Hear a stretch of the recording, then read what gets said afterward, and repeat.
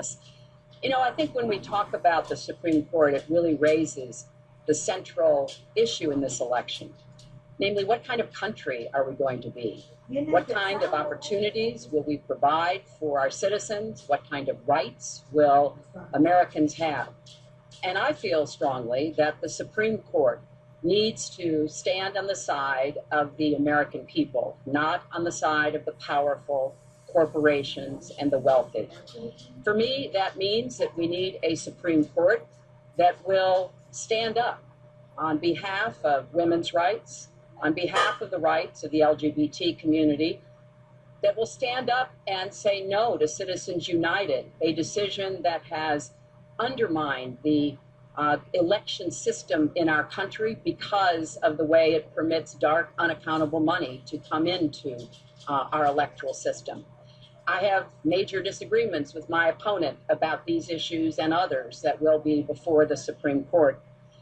But I feel that at this point in our country's history, it is important that we not reverse marriage equality, that we not reverse Roe v. Wade, that we stand up against Citizens United, we stand up for the rights of people in the workplace, that we stand up and basically say the Supreme Court should represent all of us. That's how I see the court, and the kind of people that I would be looking to nominate to the court would be in the great tradition of standing up to the powerful, standing up on behalf of our rights as Americans. And I look forward to having that opportunity. I would hope the Senate would do its job and confirm the nominee that President Obama has sent to them. That's the way the Constitution fundamentally should operate.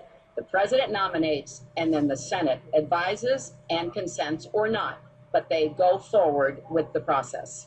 Secretary Clinton, thank you. Mr. Trump, same question. Where do you want to see the court take the country, and how do you believe the Constitution should be interpreted?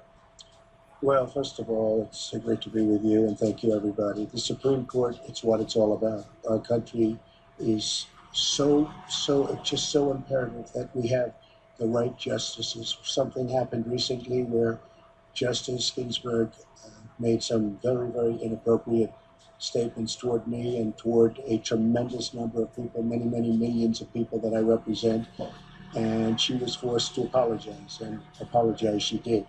But these were statements that should never, ever have been made. We need a Supreme Court that, in my opinion, is going to uphold the Second Amendment, and all amendments, but the Second Amendment, which is under absolute siege. I believe if my opponent should win this race, which I truly don't think will happen, we will have a Second Amendment which will be a very, very small replica of what it is right now. But I feel that it's absolutely important that we uphold because of the fact that it is under such trauma.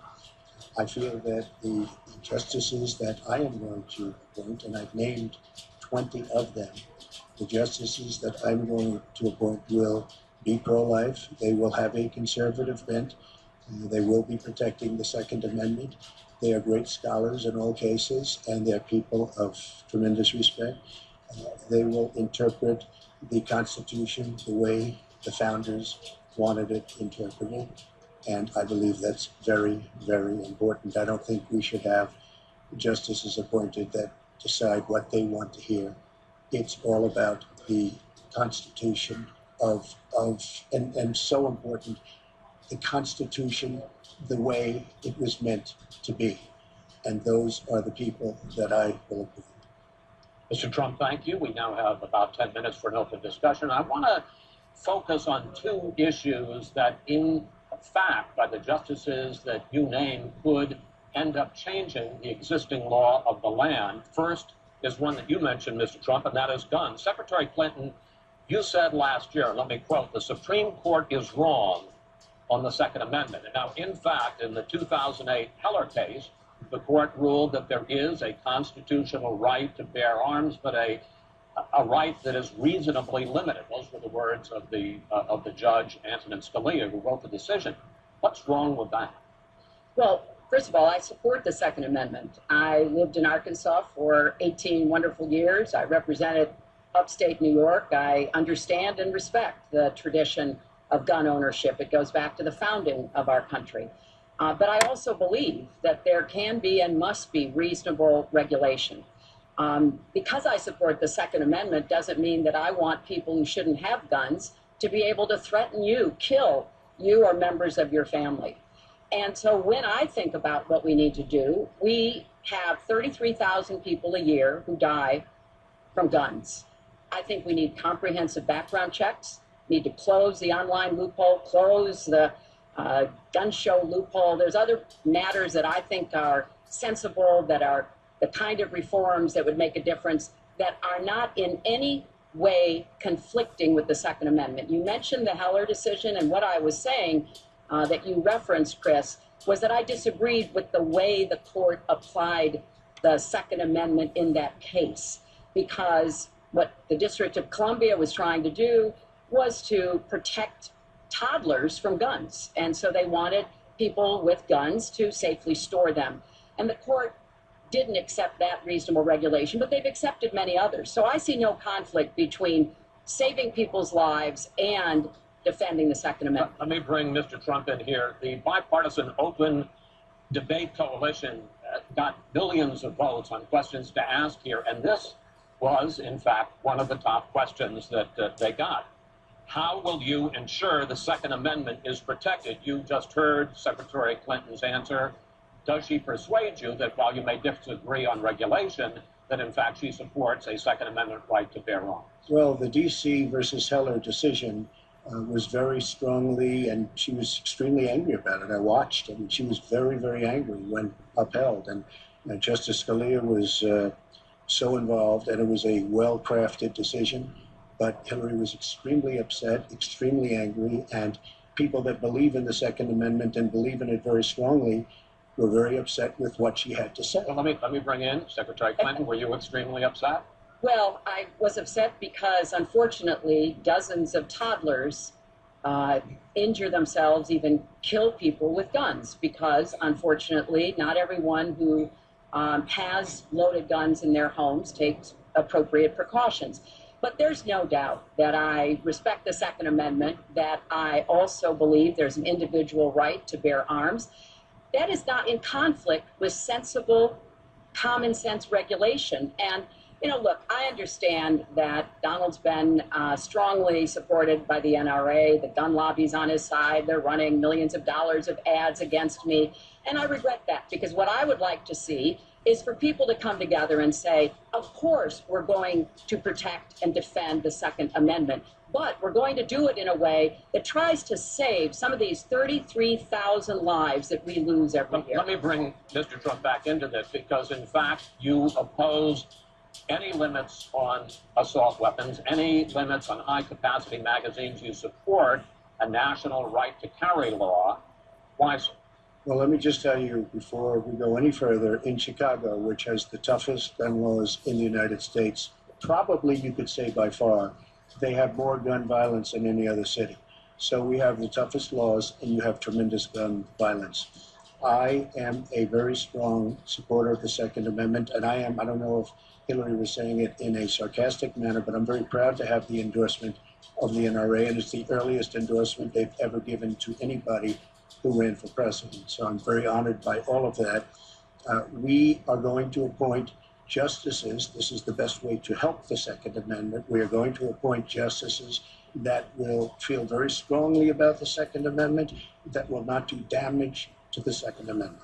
Well, let's pick up on another issue which divides you and the justices that whoever ends up winning this election appoints could have a dramatic effect there, and that's the issue of abortion. Right. Mr. Trump, you're pro-life, but I want to ask you specifically, do you want the court, including the justices that you will name, to overturn Roe v. Wade, which includes, in fact, states a woman's right to abortion? Well, if that would happen, because I am pro-life and I will be appointing pro-life judges, I would think that that will go back to the individual states. But I'm asking you specifically, would you like to... If they overturned it, it'll go back to the states. But what I'm asking you, sir, is, do you want to see the court overturn? You just said you want to see the court protect the Second Amendment. Do you want to see the court overturn Roe v. Wade? Well, if we put another 2 or perhaps 3 justices on, that's really what's going to be, that will happen. And that'll happen automatically, in my opinion, because I am putting pro-life justices on the court. I will say this, it will go back to the states, and the states will then make a determination.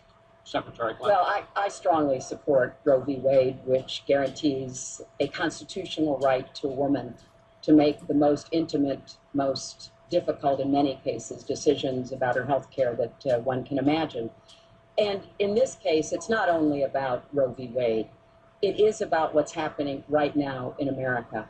So many states are putting very stringent regulations on women that block them from exercising that choice, to the extent that they are defunding Planned Parenthood, which of course provides all kinds of cancer screenings and other benefits for women in our country.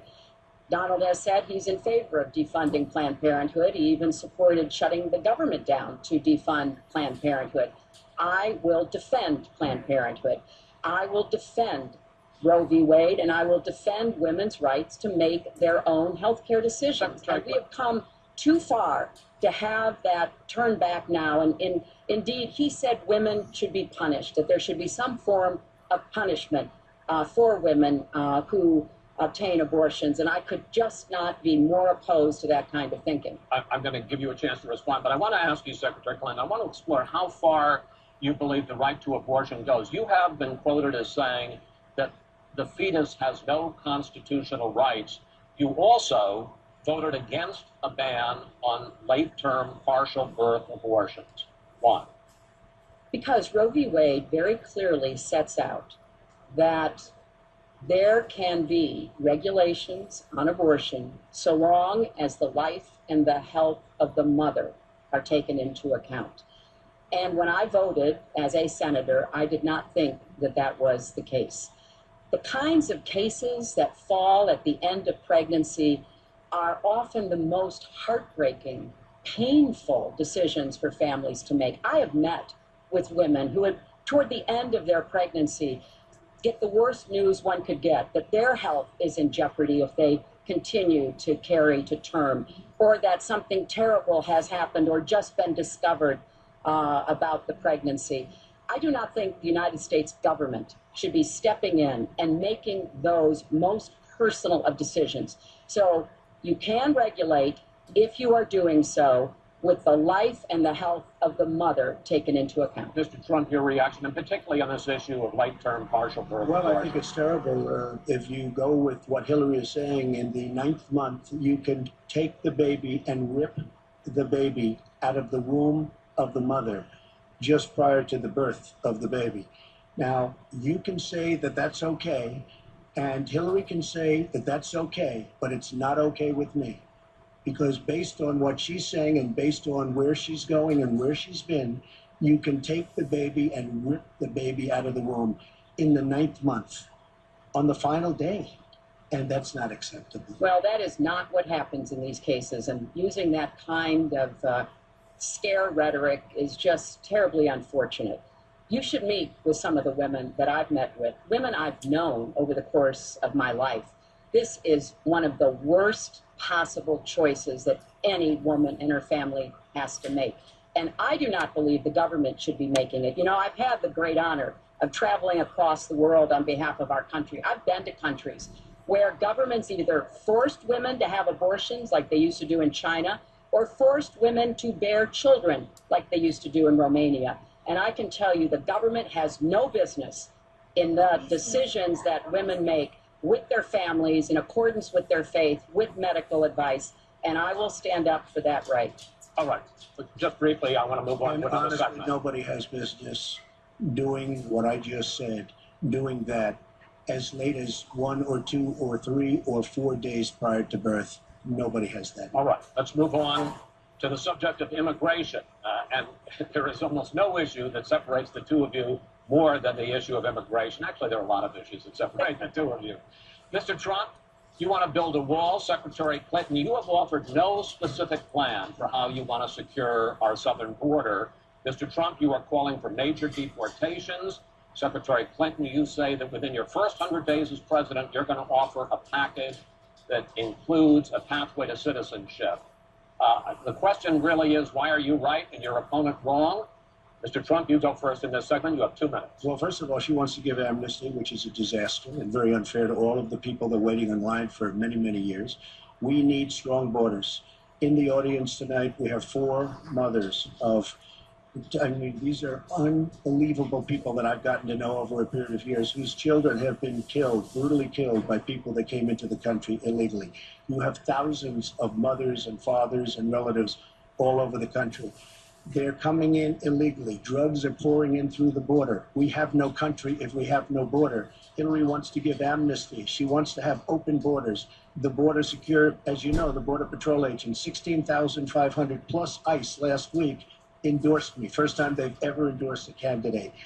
It means their job is tougher, but they know what's going on and they know it better than anybody. They want strong borders. They feel we have to have strong borders. I was up in New Hampshire the other day. The biggest complaint they have, with all of the problems going on in the world, many of the problems caused by Hillary Clinton and by Barack Obama, all of the problems, their single biggest problem is heroin that pours across our southern borders, just pouring and destroying their youth. It's poisoning the blood of their youth and plenty of other people. We have to have strong borders. We have to keep the drugs out of our country. Right now, we're getting the drugs, they're getting the cash. We need strong borders. We need we cannot give amnesty. Now, I want to build the wall. We need the wall. The Border Patrol, ICE, they all want the wall. We stop the drugs. We shore up the border. One of my first acts will be to get all of the drug lords, all of the bad ones. We have some bad, bad people in this country that have to go out. We're going to get them out. We're going to secure the border. And once the border is secured, at a later date, we'll make a determination as to the rest. But we have some bad hombres here, and we're going to get them out. Mr. Trump, thank you. Same question to you, Secretary Clinton. Basically, why are you right? Mr. Trump is wrong. Well, as he was talking, I was thinking about a young girl I met here in Las Vegas, Carla, who was very worried that her parents might be deported because she was born in this country, but they were not. They work hard. They do everything they can to give her a good life. And you're right. I don't want to rip families apart. I don't want to be sending parents away from children. I don't want to see the deportation force that Donald has talked about in action in our country. We have 11 million undocumented people. They have 4 million American citizen children, 15 million people. He said as recently as a few weeks ago in Phoenix that every undocumented person would be subject to deportation. Now, here's what that means. It means you would have to have a massive law enforcement presence, where law enforcement officers would be going school to school, home to home, business to business, rounding up people who are undocumented. And we would then have to put them on trains, on buses to get them out of our country. I think that is an idea that is not in keeping with who we are as a nation. I think it's an idea that would rip our country apart. I have been for border security for years. I voted for border security in the United States Senate. And my comprehensive immigration reform plan, of course, includes border security. But I want to put our resources where I think they're most needed, getting rid of any violent person, anybody who should be deported. We should deport them. When it comes to the wall that Donald talks about building, he went to Mexico. He had a meeting with the Mexican president, didn't even raise it. He choked and then got into a Twitter war because the Mexican president said, we're not paying for that wall. So I think we are both a nation of immigrants and we are a nation of laws, and that we can act accordingly. And that's why I'm introducing comprehensive immigration reform within the first 100 days with a path to citizenship. Thank you, Secretary Clinton. I want to follow up. I think I should respond to them. First of all, I had a very good meeting with the president of Mexico. Very nice man. We will be doing very much better with Mexico on trade deals, believe me. The NAFTA deal signed by her husband is one of the worst deals ever made of any kind, signed by anybody. It's a disaster. Hillary Clinton wanted the wall. Hillary Clinton fought for the wall in 2006 or thereabouts. Now, she never gets anything done, so naturally the wall wasn't built. But Hillary Clinton wanted the wall. Well, let me. We are a country of laws. Let me. And by the way, no, wait. I'd like to hear from. I'd like to hear from Secretary Clinton. I voted for border security, and there are And a wall. There are some limited places where that was appropriate. There also is necessarily going to be new technology and how best to deploy that. But it is clear when you look at what Donald has been proposing, he started his campaign bashing immigrants, calling Mexican immigrants rapists and criminals and drug dealers, that he has a very different view about what we should do to deal with immigrants. Now, what I am also arguing is that bringing undocumented immigrants out from the shadows, bringing them into the formal economy will be good, because then employers can't exploit them and undercut Americans' wages. And Donald knows a lot about this. He used undocumented labor to build the Trump Tower. He underpaid undocumented workers, and when they complained, he basically said what a lot of employers do. You complain, I'll get you deported. I want to get everybody out of the shadows, get the economy working, and not let employers like Donald exploit undocumented workers, which hurts them but also hurts American workers. Mr. Trump. President Obama has moved millions of people out. Nobody knows about it. Nobody talks about it. But under Obama, millions of people have been moved out of this country. They've been deported. She doesn't want to say that, but that's what's happened, and that's what's happened big league. As far as moving these people out and moving, we either have a country or we don't. We're a country of laws. We either have a border or we don't. Now, you can come back in and you can become a citizen, but it's very unfair. We have millions of people that did it the right way. They're online, they're waiting. We're going to speed up the process bigly because it's very inefficient. But they're online and they're waiting to become citizens. Very unfair that somebody runs across the border, becomes a citizen. Under her plan, you have open borders. You would have a disaster on trade, and you will have a disaster with your open borders. But what she doesn't say is that President Obama has deported millions and millions of people just the way. Secretary Clinton, we will not have open borders. Well, that is a rank mischaracterization. Secretary Clinton. We will have secure borders, but we will also have reform. And this used to be a bipartisan issue. Ronald Reagan was the last president to sign immigration reform, and George W. Bush supported it as well. Secretary Clinton, I want to clear up your position on this issue, because in a speech you gave to a Brazilian bank for which you were paid $225,000, we learned from the WikiLeaks that you said this, and I want to quote, "My dream is a hemispheric common market with open trade and open borders." So that's the question. That's the question. Please quiet, everybody. Is that your dream, open borders? Well, if you went on to read the rest of the sentence, I was talking about energy. You know, we trade more energy with our neighbors than we trade with the rest of the world combined. And I do want us to have an electric grid, an energy system that crosses borders. I think that will be a great benefit to us. But you are very clearly quoting from WikiLeaks, and what's really important about WikiLeaks is that the Russian government has engaged in espionage against Americans. They have hacked American websites, American accounts of private people, of institutions. Then they have given that information to WikiLeaks for the purpose of putting it on the internet. This has come from the highest levels of the Russian government, clearly from Putin himself, in an effort, as 17 of our intelligence agencies have confirmed, to influence our election. So I actually think the most important question of this evening, Chris, is finally, will Donald Trump admit and condemn that the Russians are doing this, and make it clear that he will not have the help of Putin in this election, that he rejects Russian espionage against Americans, which he actually encouraged in the past. Those are the questions we need answered. We've never had anything like this happen in any of our elections before. That was a great pivot off the fact that she wants open borders, okay? How did we get off the... Hold on. Wait, hold on, folks, because this is going to end up getting out of control. Let's try to keep it quiet so for the candidates and for the American people. So just to finish on the borders, yeah.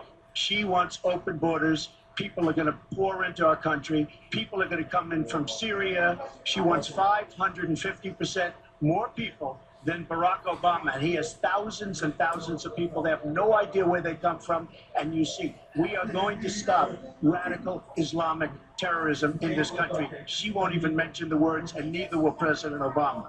So I just want to tell you, She wants open borders. Now we can talk about Putin. I don't know Putin. He said nice things about me. If we got along well, that would be good.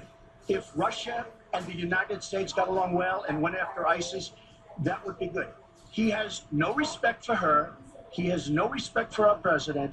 And I'll tell you what, we're in very serious trouble because we have a country with tremendous numbers of nuclear warheads, 1,800, by the way, where they expanded and we didn't.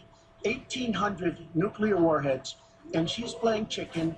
Look, from everything I see, has no respect for this person. Well, that's because he'd rather have a puppet as president of the United States. No puppet. And it's pretty clear. It's pretty clear you won't admit No, that the Russians have engaged in cyber attacks against the United States of America, that you encouraged espionage against our people, that you are willing to spout the Putin line, sign up for his wish list, break up NATO, do whatever he wants to do, and that you continue to get help from him because he has a very clear favorite in this race. So I think that this is such an unprecedented situation. We've never had a foreign government trying to interfere in our election. We have 17 intelligence agencies, civilian and military, who have all concluded that these espionage attacks, these cyber attacks, come from the highest levels of the Kremlin, and they are designed to influence our elections. I find that deeply disturbing, and I think it's time. She has no idea whether it's Russia, China, or anybody else. I am not quoting myself. No, I am quoting you have no idea. 17 intelligence. Do you doubt 17 our military has and no civilian agencies? Well, yeah, he'd rather believe Vladimir Putin than the military and civilian intelligence professionals who are sworn to protect us. I find that just absolutely. She doesn't like Putin because Putin has outsmarted her at every step of the way. Excuse me. Putin has outsmarted her in Syria. He's outsmarted her every step of the way. I do get to ask some questions. Yes, and I would like to ask you this direct question. The top national security officials of this country do believe that Russia has been behind these hacks.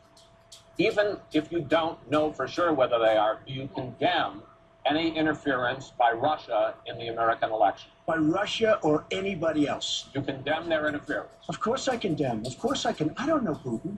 I have no idea. I never met Putin. This is not my best friend. But if the United States got along with Russia, wouldn't be so bad. Let me tell you, Putin has outsmarted her and Obama at every single step of the way. Whether it's Syria, you name it, missiles. Take a look at the startup that they signed. The Russians have said, according to many, many reports, I can't believe they allowed us to do this. They create warheads and we can't. The Russians can't believe it.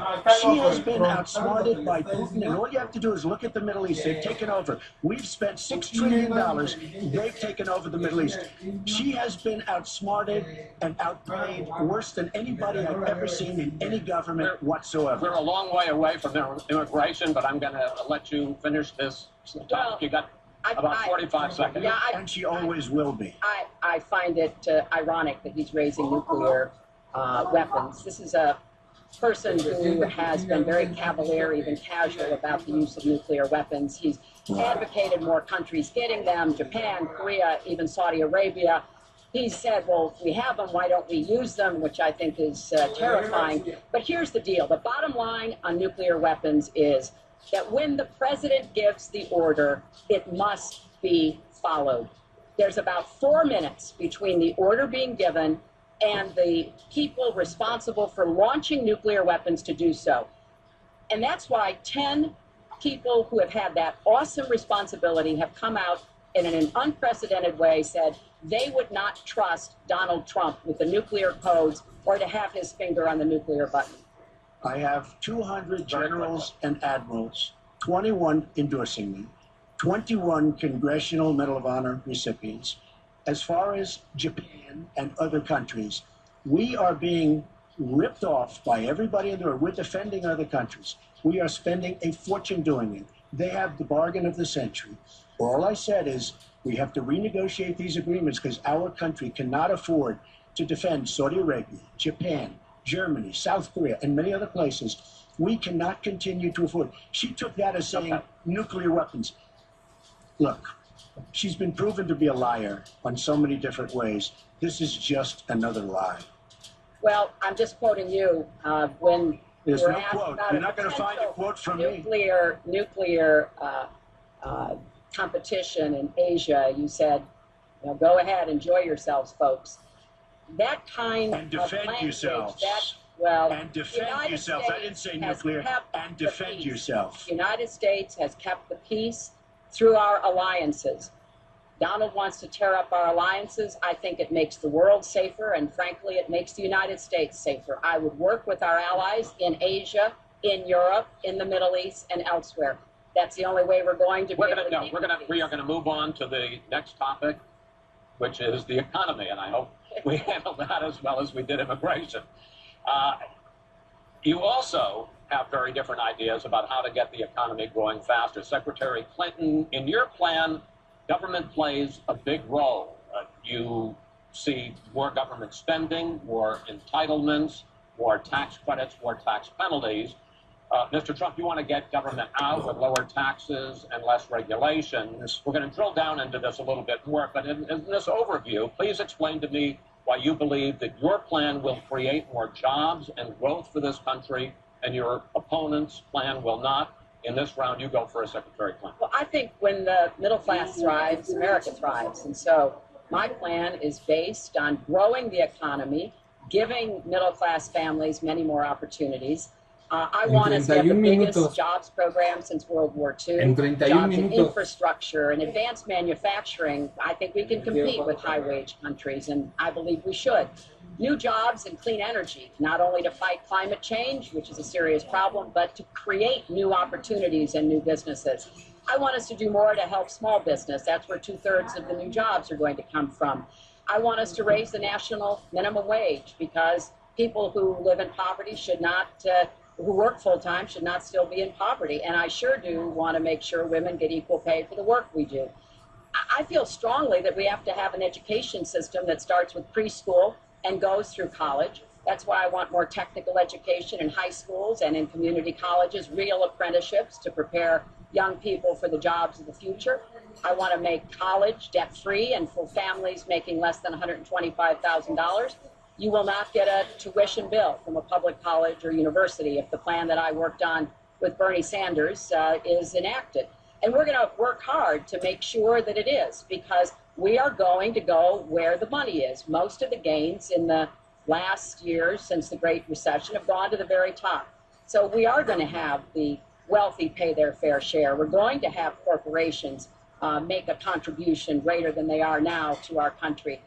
That is a plan that has been analyzed by independent experts, which said that it could produce 10 million new jobs. By contrast, Donald's plan has been analyzed to conclude it might lose 3.5 million jobs. Why? Because his whole plan is to cut taxes, to give the biggest tax breaks ever to the wealthy and to corporations, adding $20 trillion to our debt and causing the kind of dislocation that we have seen before, because it truly will be trickle-down economics on steroids. So the plan I have, I think, will actually produce greater opportunities. The plan he has will cost us jobs and possibly lead to another great recession. Secretary, thank you. Mr. Trump, why will your plan create more jobs and growth than Secretary Clinton? Well, first of all, before I start on my plan, her plan is going to raise taxes and even double your taxes. Her tax plan is a disaster.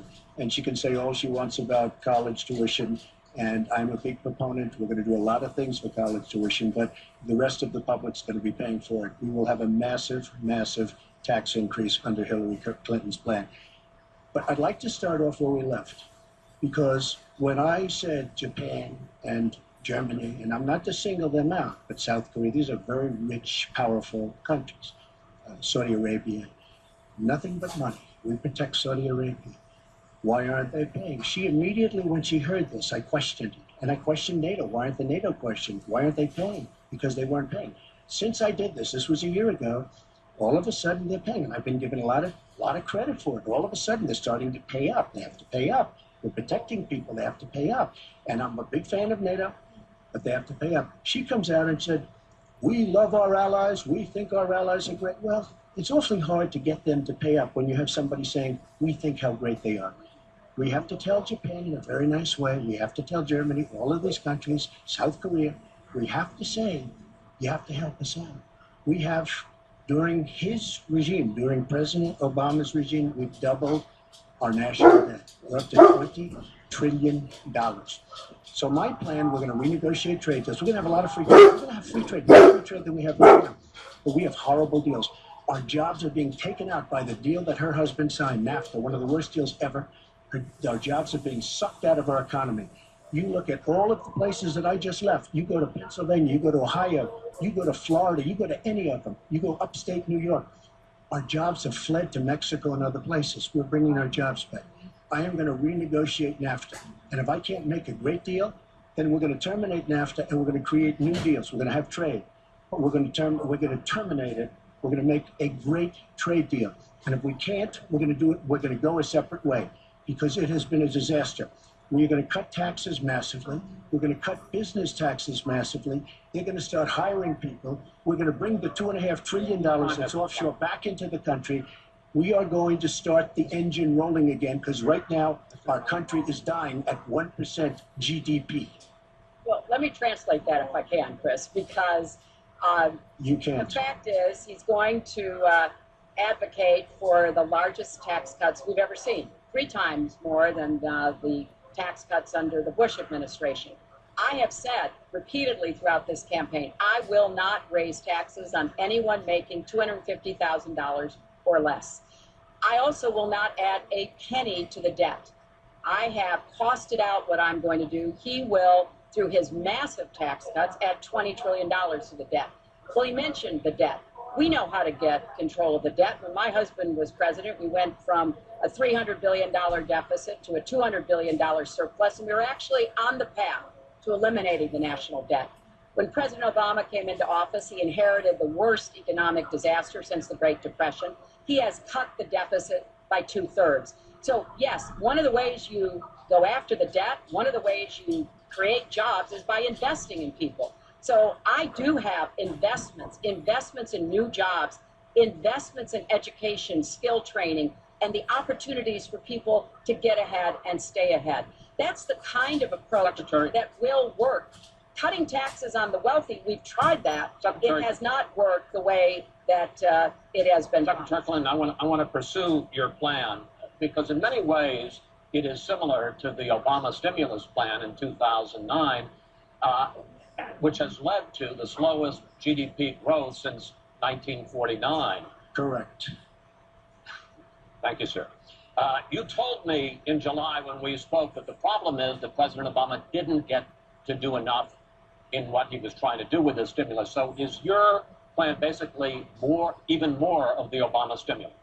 Well, it's a combination, Chris. And let me say that when you inherit the level of economic catastrophe that President Obama inherited, it was a real touch-and-go situation. I was in the Senate before I became Secretary of State. I've never seen people as physically distraught as the Bush administration team was because of what was happening to the economy. I personally believe that the steps that President Obama took saved the economy. He doesn't get the credit he deserves for taking some very hard positions. But it was a terrible recession. So now we've dug ourselves out of it. We're standing, but we're not yet running.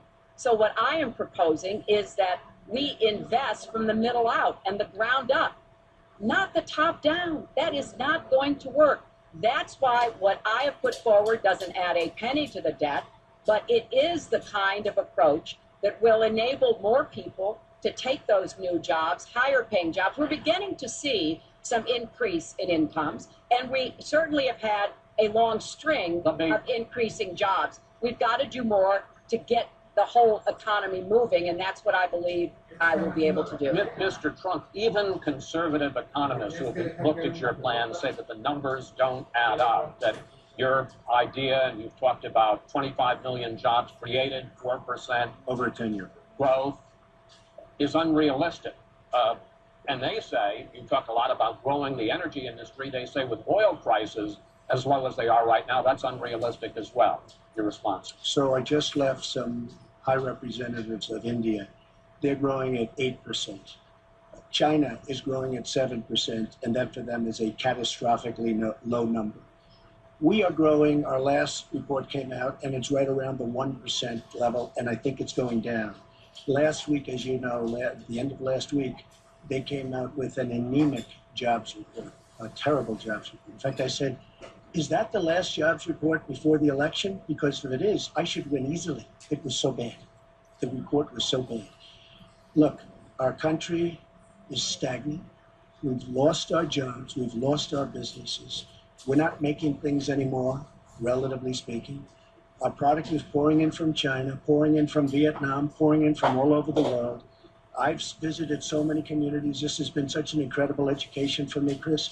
I've gotten to know so many. I've developed so many friends over the last year, and they cry when they see what's happened. I passed factories that were thriving 20, 25 years ago, and because of the bill that her husband signed and she blessed 100%, it is just horrible what's happened to these people in these communities. Now, she can say that her husband did well, but boy, did they suffer as NAFTA kicked in, because it didn't really kick in very much, but it kicked in after they left. Boy, did they suffer. That was one of the worst things that's ever been signed by our country. Now she wants to sign Trans-Pacific Partnership, and she wants it.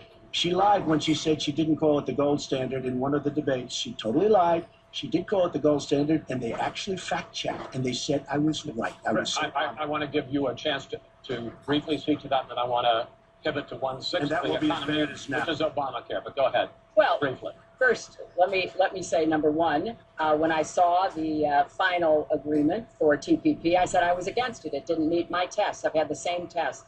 Does it create jobs, raise incomes, and further our national security? I'm against it now. I'll be against it after the election. I'll be against it when I'm president. There's only one of us on this stage who's actually shipped jobs to Mexico, because that's Donald. He's shipped jobs to 12 countries, including Mexico. But he mentioned China. And, you know, one of the biggest problems we have with China is the illegal dumping of steel and aluminum into our markets. I have fought against that as a senator, stood up against it as Secretary of State.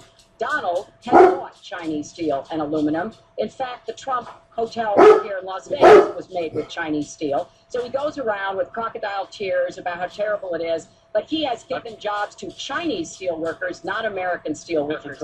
That's the kind of approach that is just not going to work. We're going to pull the country together. We're going to have trade agreements that we enforce. That's why I'm going to have a trade prosecutor for the first time in history.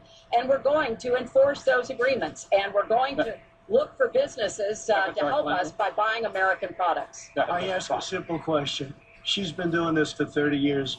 Why the hell didn't you do it over the last 15, 20 years? You were very much involved, excuse me, my turn. You were very much involved in every aspect of this country, very much. And you do have experience. I'd say the one thing you have over me is experience, but it's bad experience, because what you've done has turned out badly. For 30 years, you've been in a position to help. And if you say that I use steel or I use something else, I make it impossible for me to do that. I wouldn't mind. The problem is you talk, but you don't get anything done, Hillary. You don't. Just like when you ran the State Department, $6 billion was missing. How do you miss $6 billion? You ran the State Department. $6 billion was either stolen, they don't know. It's gone. $6 billion. If you become president, this country is going to be in some mess, believe me. Well, first of all, what he just said about the State Department is not only untrue, it's been debunked numerous times. But I think it's really an important issue. He raised the 30 years of experience. So let me just talk briefly about that. You know, back in the 1970s, I worked for the Children's Defense Fund, and I was taking on discrimination against African-American kids in schools. He was getting sued by the Justice Department for racial discrimination in his apartment buildings. In the 1980s, I was working to reform the schools in Arkansas. He was borrowing $14 million from his father to start his businesses. In the 1990s, I went to Beijing, and I said women's rights are human rights. He insulted a former Miss Universe, Alicia Machado, called her an eating machine. And on the day when I was in the Situation Room, monitoring the raid that brought Osama bin Laden to justice. He was hosting the Celebrity Apprentice. So I'm happy to compare my 30 years of experience, what I've done for this country, trying to help in every way I could, especially kids and families, get ahead and stay ahead, with your 30 years, and I'll let the American people make that decision. Well, I think I did a much better job. I built a massive company, a great company, some of the greatest assets anywhere in the world, worth many, many billions of dollars. I started with a $1 million loan. I agree with that. It's a $1 million loan, but I built a phenomenal company. And if we could run our country the way I've run my company, we would have a country that you would be so proud of. You would even be proud of it. And frankly, when you look at her real record, take a look at Syria, take a look at the migration, take a look at Libya, take a look at Iraq. She gave us ISIS because her and Obama created this huge vacuum. And a small group came out of that huge vacuum because we should have never been in Iraq, but once we were there, we should have never got out the way they wanted to get out. She gave us ISIS as sure as you are sitting there. And what happened is now ISIS is in 32 countries. And now I listen how she's going to get rid of ISIS. She's going to get rid of nobody. All right, we are going to get to foreign hotspots in a few moments, but the next segment is fitness to be president of the United States. Mr. Trump, at the last debate, you said your talk about grabbing women was just that, talk, and that you'd never actually done it. And since then, as we all know, 9 women have come forward and said that you either groped them or kissed them without their consent. Why would so many different women from so many different circumstances over so many different years, why would they all in this last couple of weeks make up, you deny this, why would they all make up these stories? And since this is a question for both of you, Secretary Clinton, Mr. Trump says what your husband did and that you defended was even worse. Mr. Trump, you go first. Well, first of all, those stories have been largely debunked. Those people, I don't know those people. I have a feeling how they came. I believe it was her campaign that did it. Just like if you look at what came out today on the clips, where I was wondering what happened with my rally in Chicago and other rallies where we had such violence. She's the one in Obama that caused the violence. They hired people, they paid them $1,500, and they're on tape saying, be violent, cause fights, do bad things. I would say the only way, because those stories are all totally false, I have to say that. And I didn't even apologize to my wife, who's sitting right here, because I didn't do anything. I didn't know any of these women. I didn't see these women. These women, the woman on the plane, the woman, I think they want either fame or her campaign did it. And I think it's her campaign, because what I saw, what they did, which is a criminal act, by the way, where they're telling people to go out and start fistfights and start violence. And I'll tell you what, in particular in Chicago, people were hurt and people could have been killed in that riot. And that was now all on tape, started by her. I believe, Chris, that she got these people to step forward. If it wasn't, they get their 10 minutes of fame. But they were all totally, it was all fiction. It was lies and it was fiction. Well, Secretary Clinton. At the last debate, we heard Donald talking about what he did to women.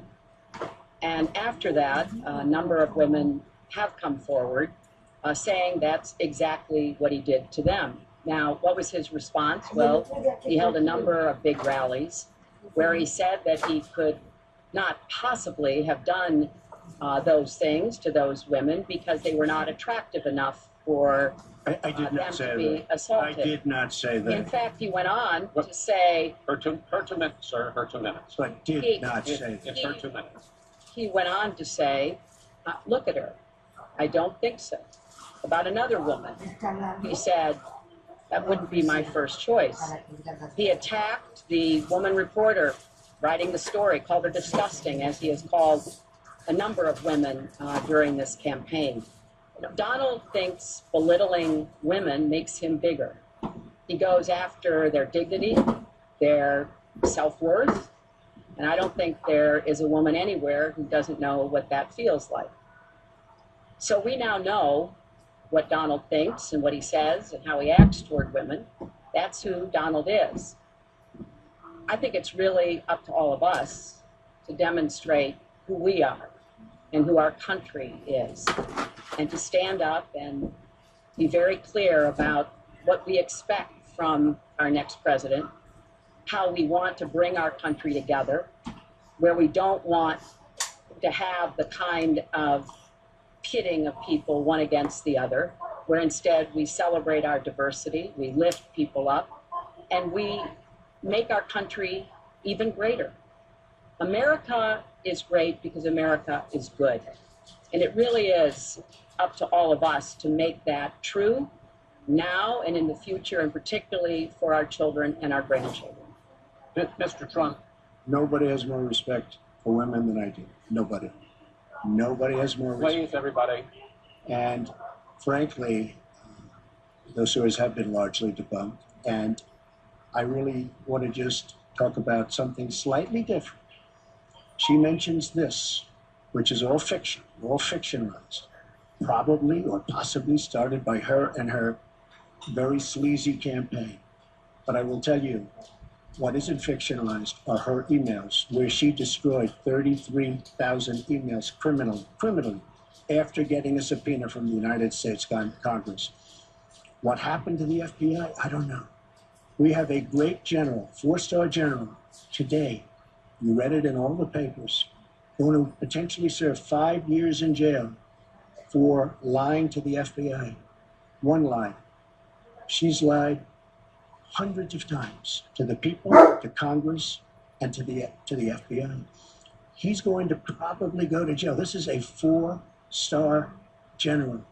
And she gets away with it, and she can run for the presidency of the United States.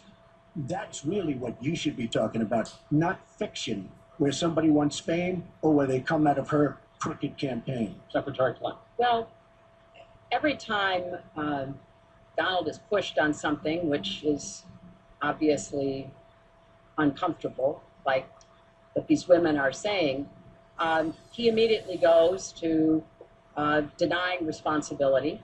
And it's not just about women. He never apologizes or says he's sorry for anything. So we know what he has said and what he's done to women. But he also went after a disabled reporter, mocked and mimicked him on national television. He went after Mr. and Mrs. Khan, the parents of a young man who died serving our country, a Gold Star family because of their religion. He went after John McCain, a prisoner of war, said he prefers people who aren't captured. He went after a federal judge, born in Indiana, but who Donald said couldn't be trusted to try the fraud and racketeering case against Trump University because his parents were Mexican. So it's not one thing. This is a pattern of divisiveness, of a very dark and in many ways dangerous vision of our country, where he incites violence, where he applauds people who are pushing and pulling and punching at his rallies. That is not who America is. And I hope that as we move in the last weeks of this campaign, more and more people will understand what's at stake in this election. It really does come down to what kind of country we are going to have. So sad when she talks about violence at my rallies, and she caused the violence. It's on tape. The other things are false, but honestly, I'd love to talk about getting rid of ISIS, and I'd love to talk about other things. Okay. But those other charges, as she knows, are false. In this bucket about fitness to be president, there's been a lot of developments over the last 10 days since the last debate. I'd like to ask you about them. These are questions that the American people have. Secretary Clinton, during your 2009 Senate confirmation hearing, you promised to avoid even the appearance of a conflict of interest with your dealing with the Clinton Foundation while you were Secretary of State. The emails show that donors got special access to you.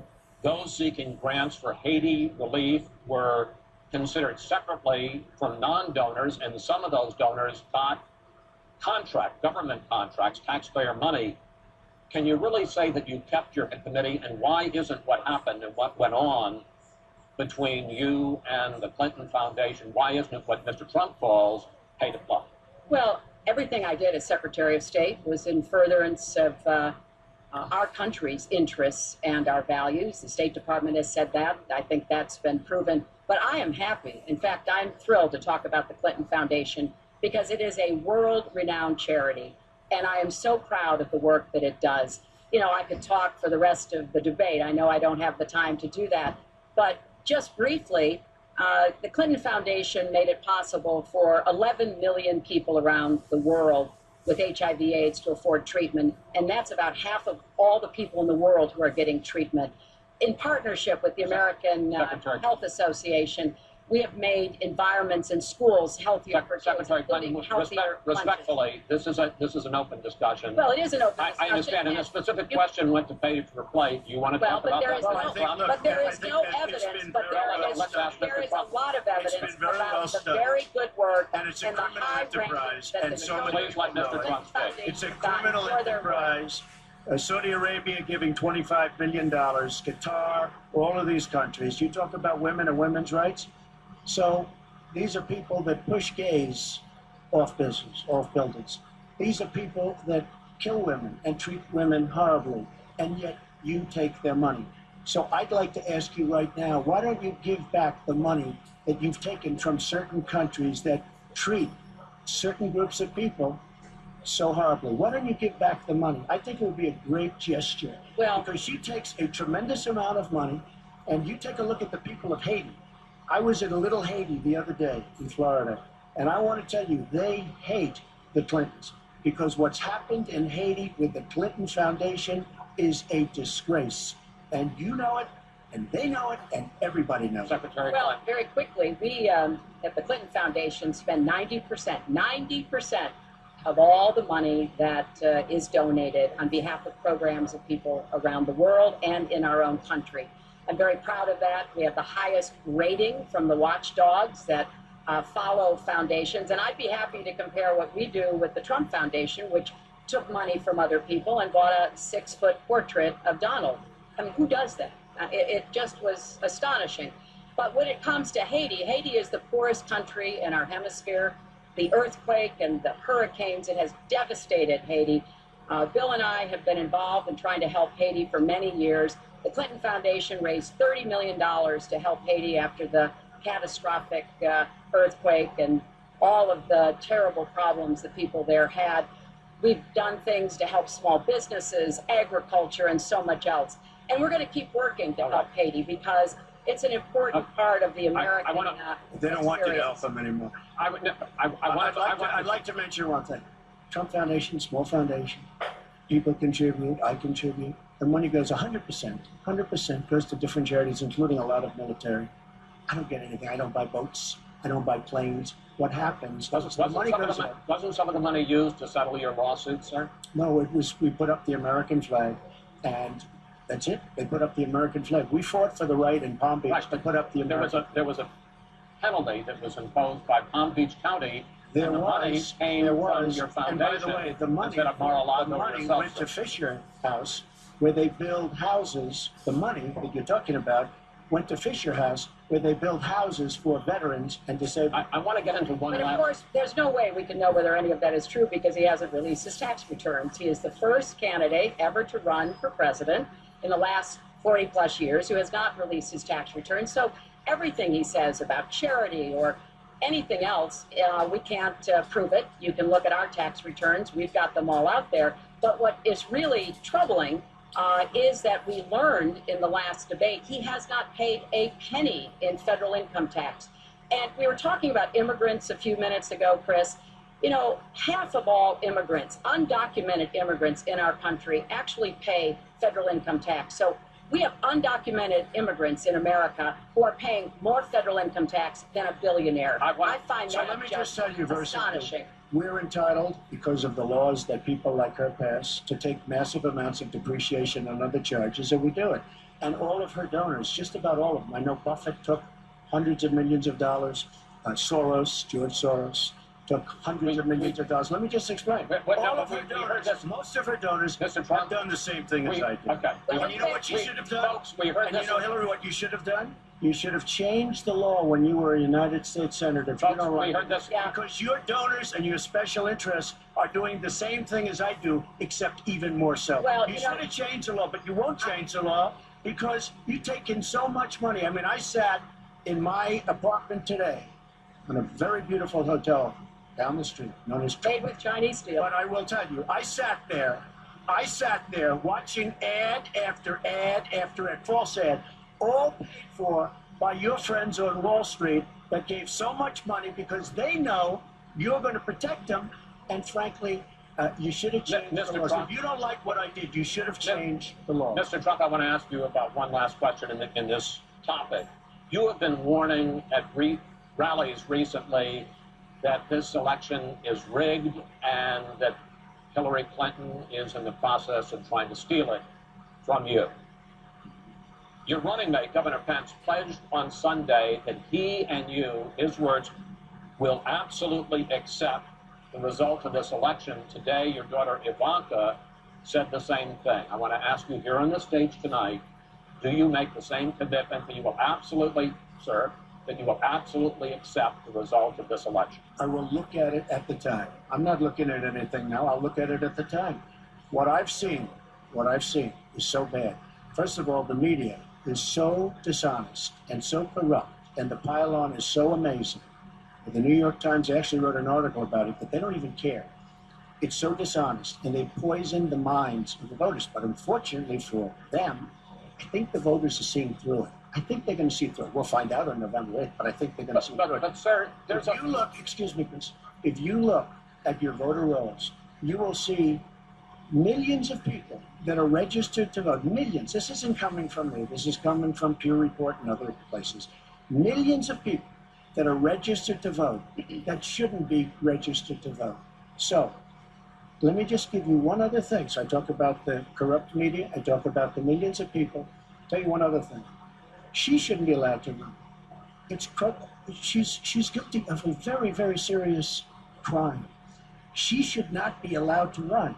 And just in that respect, I say it's rigged. Because she should never, Tris, she should never have been allowed to run for the presidency based on what she did with emails and so many other things. But sir, there is a tradition in this country. In fact, one of the prides of this country is the peaceful transition of power, and that no matter how hard fought a campaign is, that at the end of the campaign, that the loser concedes to the winner. Not saying that you're necessarily going to be the loser or the winner, but that the loser concedes to the winner, and that the country comes together in part for the good of the country.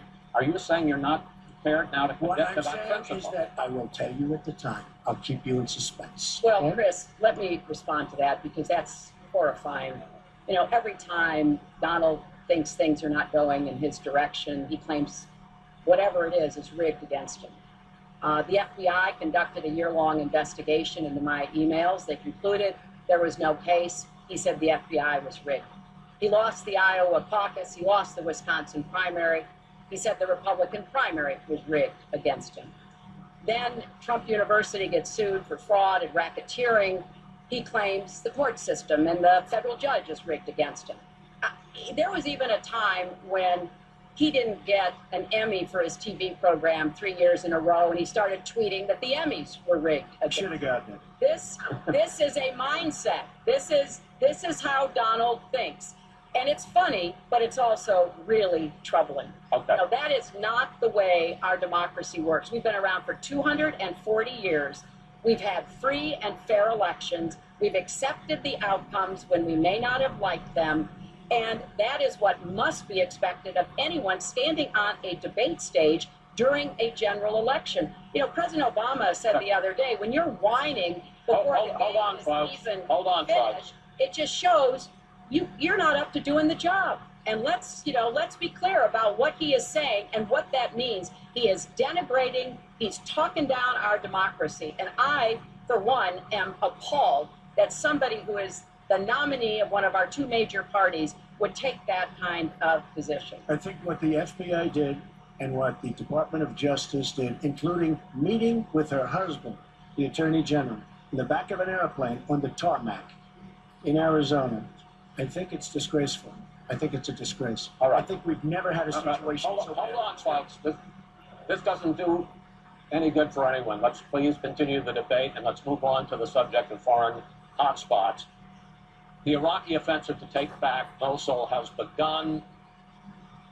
If they are successful in pushing ISIS out of that city and out of all of Iraq, the question then becomes, what happens the day after? And that's something that whoever of you ends up as president is going to have to confront.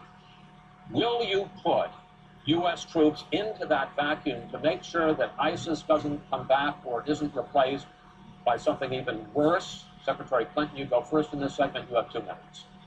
Well, I am encouraged that there is an effort led by the Iraqi army, supported by Kurdish forces, and also given the help and advice from the number of special forces and other Americans on the ground. But I will not support putting American soldiers into Iraq as an occupying force.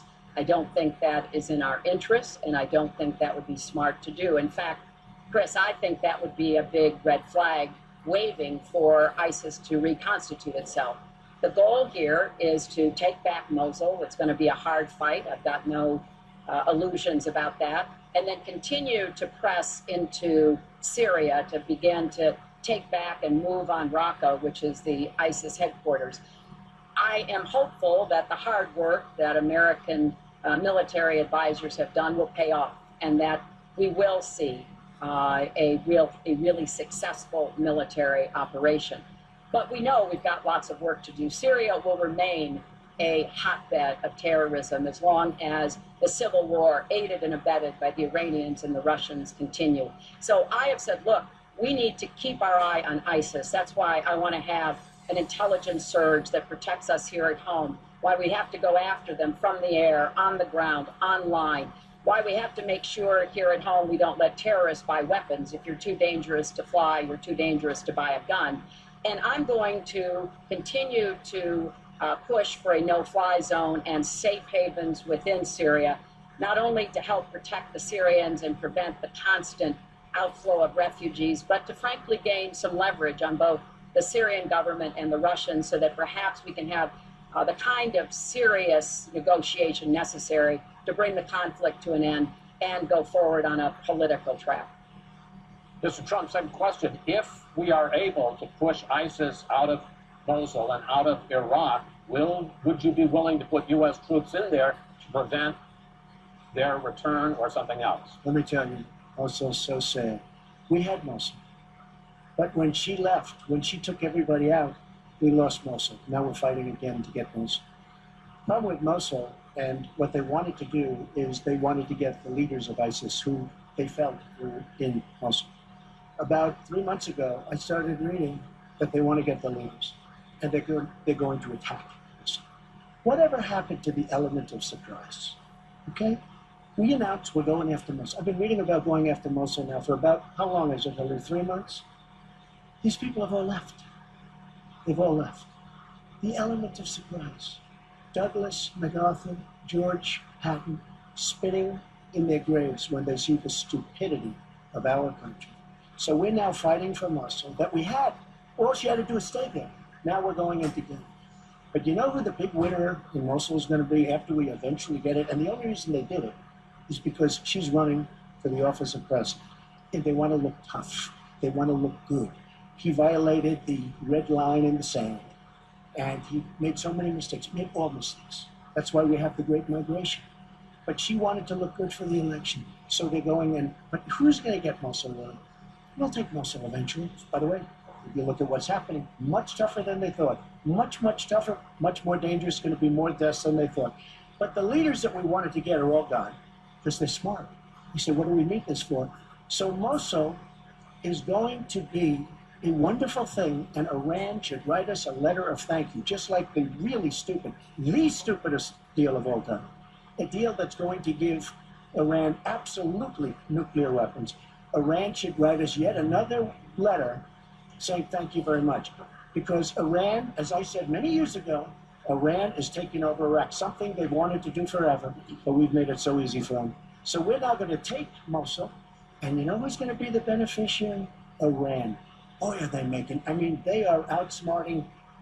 Look, you're not there, you might be involved in that decision, but you were there when you took everybody out of Mosul and out of Iraq. You shouldn't have been in Iraq.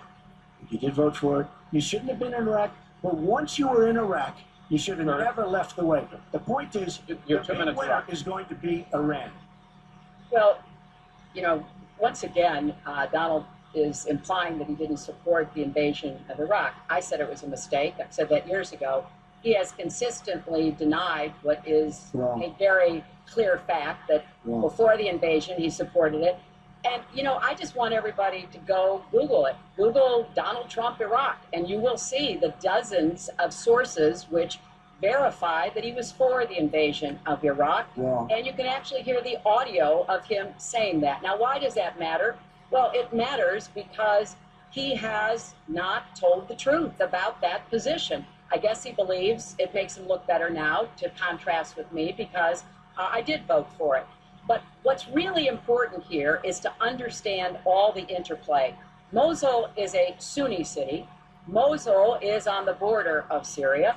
And yes, we do need to go after Baghdadi, and just like we went after bin Laden while you were doing Celebrity Apprentice, and we brought him to justice. We need to go after the leadership, but we need to get rid of them, get rid of their fighters. They're estimated several thousand fighters in Mosul. They've been digging underground. They've been prepared to defend. It's going to be tough fighting, but I think we can take back Mosul, and then we can move on into Syria and take back Raqqa.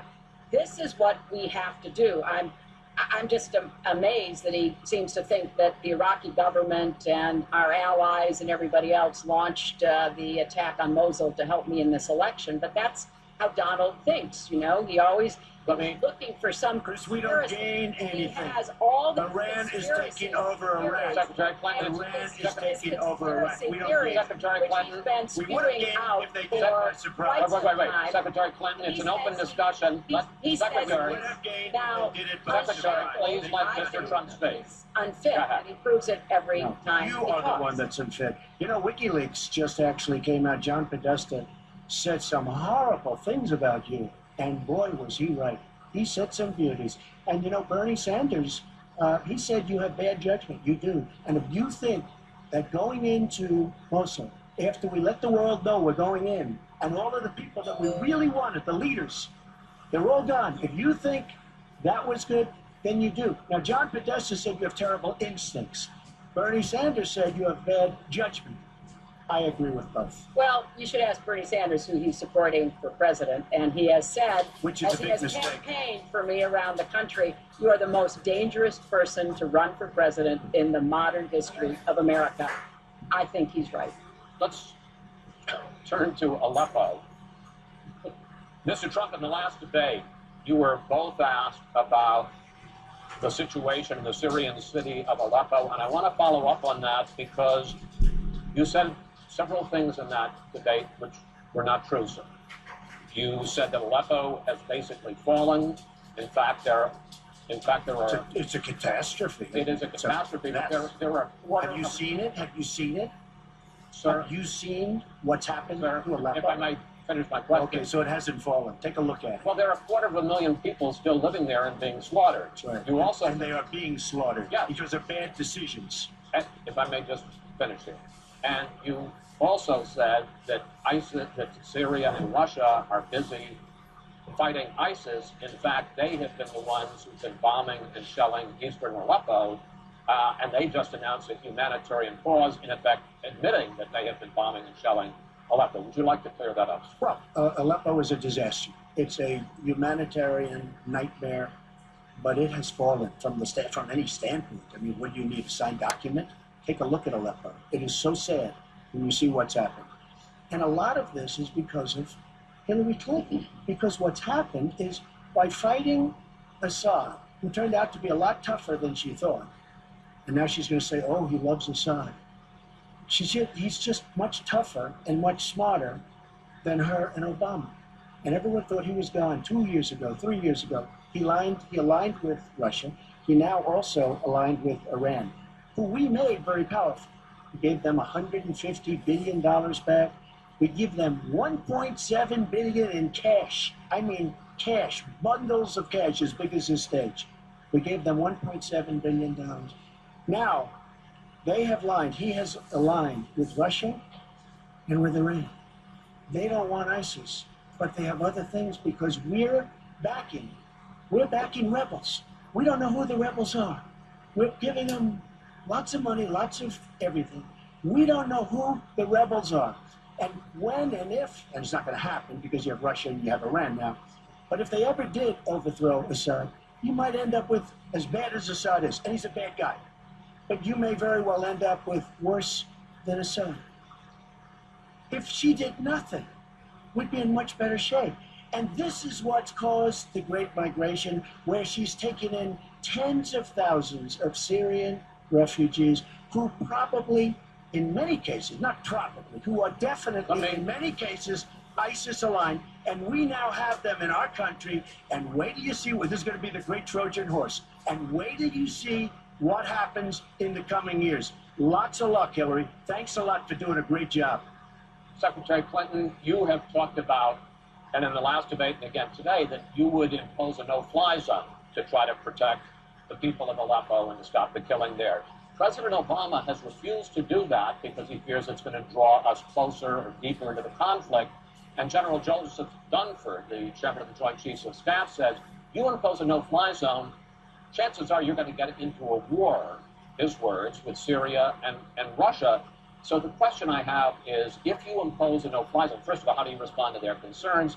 Secondly, if you impose a no-fly zone and a Russian plane violates that, does President Clinton shoot that plane down?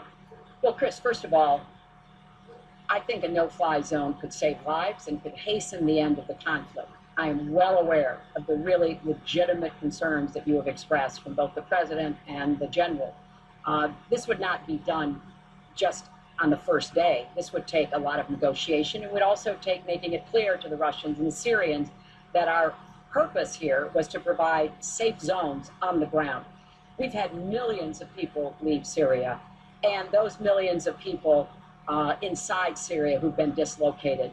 So I think we could strike a deal and make it very clear to the Russians and the Syrians that this was something that we believed was in the best interests of the people on the ground in Syria. It would help us with our fight against ISIS. But I want to respond to what Donald said about refugees. He's made these claims repeatedly. I am not going to let anyone into this country who is not vetted, who we do not have confidence in, but I am not going to slam the door on women and children. That picture of that little 4-year-old boy in Aleppo with the blood coming down his face while he sat in an ambulance is haunting. And so we are going to do very careful, thorough vetting.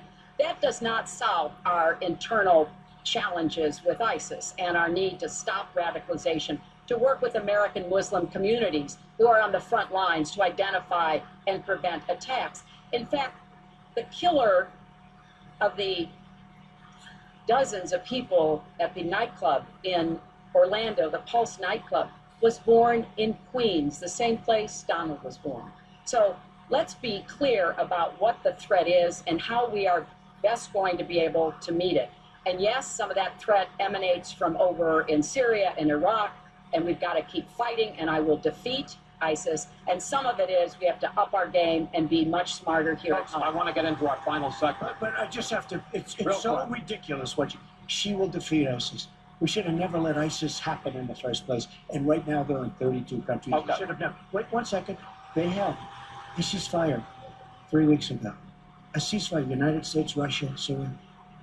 And during the ceasefire, Russia took over vast swatches of land. And then they said, we don't want the ceasefire anymore.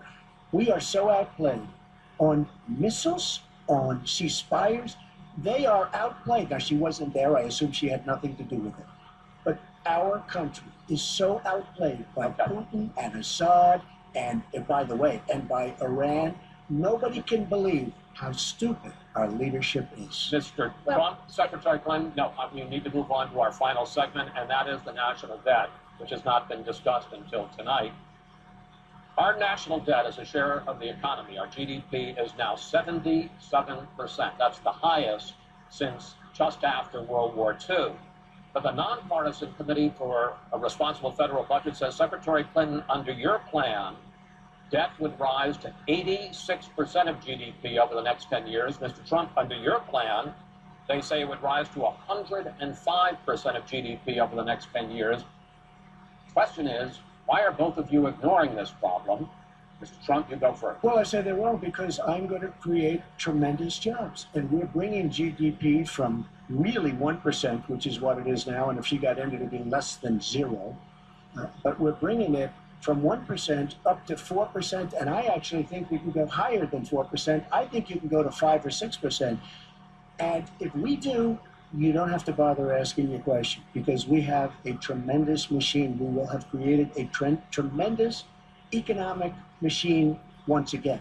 To do that, we're taking back jobs. We're not going to let our companies be raided by other countries where we lose all our jobs. We don't make our product anymore. It's very sad. But I'm going to create the kind of a country that we were from the standpoint of industry. We used to be there. We've given it up. We've become very, very sloppy. We've had people that are political hacks making the biggest deals in the world, bigger than companies. You take these big companies, these trade deals are far bigger than these companies. And yet we don't use our great leaders, many of whom back me and many of whom back Hillary, I must say. But we don't use those people. Those are the people, these are the greatest negotiators in the world. We are the greatest business people in the world. We have to use them to negotiate our trade deals. We use political hacks. We use people that get the position because they made a campaign contribution. And they're dealing with China and people that are very much smarter than they are. So we have to use our great people. But that being said, we will create an economic machine, the likes of which we haven't seen in many decades. And people, Chris, will again go back to work and they'll make a lot of money and we'll have companies that will grow and expand and start from new. Secretary Clinton. Well, first, when I hear Donald talk like that and know that his slogan is "Make America Great Again," I wonder when he thought America was great. And before he rushes and says, you know, before you and President Obama were there, I think it's important to recognize that he has been criticizing our government for decades. You know, back in 1987, he took out a $100,000 ad in the New York Times during the time when President Reagan was president and basically said exactly what he just said now, that we were the laughing stock of the world. He was criticizing President Reagan. This is the way Donald thinks about himself, puts himself into, you know, the middle and says, you know, I alone can fix it, as he said on the convention stage.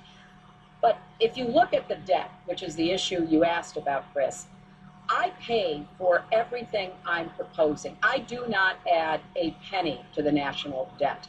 I take that very seriously because I do think it's one of the issues we've got to come to grips with. So when I talk about how we're going to pay for education, how we're going to invest in infrastructure, how we're going to get the cost of prescription drugs down, and a lot of the other issues that people talk to me about all the time, I've made it very clear, we are going where the money is. We are going to ask the wealthy and corporations to pay their fair share. And there is no evidence whatsoever that that will slow down or diminish our growth. In fact, I think just the opposite. We'll have what economists call middle-out growth. We've got to get back to rebuilding the middle class, the families of America. That's where growth will come from. That's why I want to invest in you. I want to invest in your family. And I think that's the smartest way to grow the economy, to make the economy fairer. And we just have a big disagreement about this. It may be because of our experiences. You know, he started off with his dad as a millionaire. I started off with my dad as a small businessman. We've heard this before. I think it's, you know, it's a difference that affects how we see the world and what we want to do with the economy. Time. Thank you, Hillary. Could I just respond? Well, no. Because I did disagree with Ronald Reagan very strongly on trade. I disagreed with him. We should have been much tougher on trade even then. I've been waiting for years. Nobody does it right. And frankly, now we're going to do it right. All right. The one last area I want to get into with you in this debate is the fact that the biggest driver of our debt is entitlements, which is 60% of all federal spending. Now, the Committee for Responsible Federal Budget has looked at both of your plans, and they say neither of you has a serious plan that is going to solve the fact that Medicare is going to run out of money in the 2020s, Social Security is going to run out of money in the 2030s, and at that time, recipients are going to take huge cuts in their benefits. So, in effect, the final question I want to ask you in this regard is, let me start with you, Mr. Trump. Would President Trump make a deal to save Medicare and Social Security that included both tax increases and benefit cuts, in effect, a grand bargain on entitlements? I'm cutting taxes. We're going to grow the economy. It's going to grow at a record rate. But that's not going to help on entitlements. It's going to totally help you. And one thing we have to do, repeal and replace the disaster known as Obamacare. It's destroying our country. It's destroying our businesses, our small business and our big businesses. We have to repeal and replace Obamacare. You take a look at the kind of numbers that will cost us in the year 17. It is a disaster. If we don't repeal and replace, now it's probably going to die of its own weight, but Obamacare has to go. The premiums are going up 60, 70, 80%. Next year, they're going to go up over 100%. And I'm really glad that the premiums have started. At least the people see what's happening, because she wants to keep Obamacare and she wants to make it even worse. And it can't get any worse. Bad health care at the most expensive price. We have to repeal and replace Obamacare. And Secretary Clinton, same question, because at this point, Social Security and Medicare are going to run out, the trust funds are going to run out of money. Will you, as president, will you consider a grand bargain, a deal that includes both tax increases and benefit cuts to try to save both programs? Well, Chris, I am on record as saying that we need to put more money into the Social Security Trust Fund. That's part of my commitment to raise taxes on the wealthy. My Social Security payroll contribution will go up, as will Donald's, assuming he can't figure out how to get out of it. But what we want to do is to replenish the Social Security Trust Fund by making sure to closing statements. But it seems to me in a funny way that might make it more interesting, because you haven't prepared closing statements. So I'd like you each to take, and we're going to put a clock up, a minute, as the final question and the final debate to tell the American people why they should elect you to be the next president. This is another new mini segment. Secretary Clinton, it's your turn to go first. Well, I would like to say to everyone watching tonight that I'm reaching out to all Americans, Democrats, Republicans, and independents, because we need everybody to help make our country what it should be, to grow the economy, to make it fairer, to make it work for everyone. We need your talents, your skills, your commitment, your energy, your ambition. You know, I've been privileged to see the presidency up close, and I know the awesome responsibility of protecting our country and the incredible opportunity of working to try to make life better for all of you. I have made the cause of children and families really my life's work. That's what my mission will be in the presidency. I will stand up for families against powerful interests, against corporations. I will do everything that I can to make sure that you have good jobs with rising incomes, that your kids have good educations from preschool through college. I hope you will give me a chance to serve as your president. Secretary Clinton, thank you. Mr. Trump? She's raising the money from the people she wants to control. It doesn't work that way. But when I started this campaign, I started it very strongly. It's called Make America Great Again. We're going to make America great. We have a depleted military. It has to be helped. It has to be fixed with the greatest people on earth in our military. We don't take care of our veterans. We take care of illegal immigrants, people that come into the country illegally, better than we take care of our vets. That can't happen. Our policemen and women are disrespected. We need law and order, but we need justice too. Our inner cities are a disaster. You get shot walking to the store. They have no education. They have no jobs. I will do more for African Americans and Latinos than she can ever do in 10 lifetimes. All she's done is talk to the African Americans and to the Latinos. But they get the vote, and then they come back, they say, we'll see you in 4 years.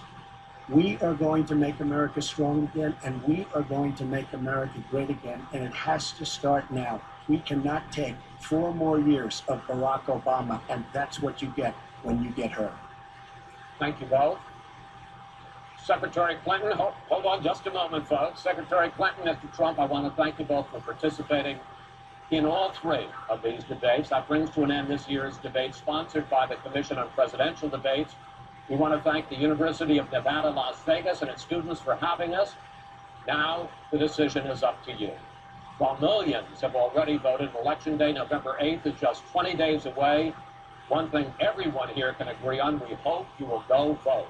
It is one of the honors and obligations of living in this great country. Thank you, and good night.